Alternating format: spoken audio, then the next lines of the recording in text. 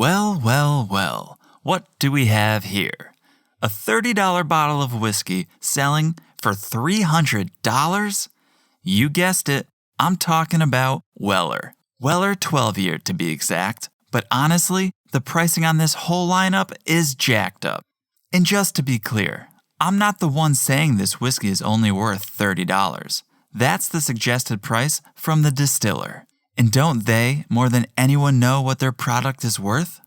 So what gives? How does an entire lineup of whiskey fetch more than 10 times retail on secondary markets and even on some store shelves?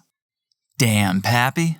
Yes, I know we're talking about Weller, but the truth is, you can't talk about Weller without talking about the liquid lore, the master of the mash bill, Pappy Van Winkle. Now, as a lot of us know, Pappy Van Winkle and Weller are both products of the Buffalo Trace Distillery.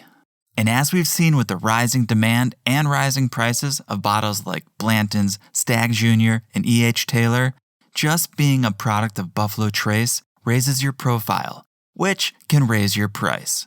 But those bottles aren't going for 10 times retail, so what's allowing the seller of Weller to do just that? Blame the high bill on the mash bill. See, those bottles mentioned before are Mash Bill 1 or Mash Bill 2. But Weller is Buffalo Trace's weeded mash bill. Yeah, the same one Pappy Van Winkle uses. Meaning, Weller may be as close as most of us ever get to tasting Pappy. How dare I say that, right? Well, let's go back to Weller 12. It's not only the same mash bill, but the same age and proof as Van Winkle Lot B. In fact, according to Gear Patrol, the only difference between these two bottles is this.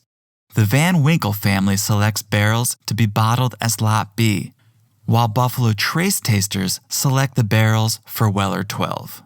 So yeah, your bottle of Weller 12 could have very well been selected as Lot B on any other day, and vice versa, which is pretty cool. But is it cool enough to pay 10 times retail price? Well, that's up to you. Cheers.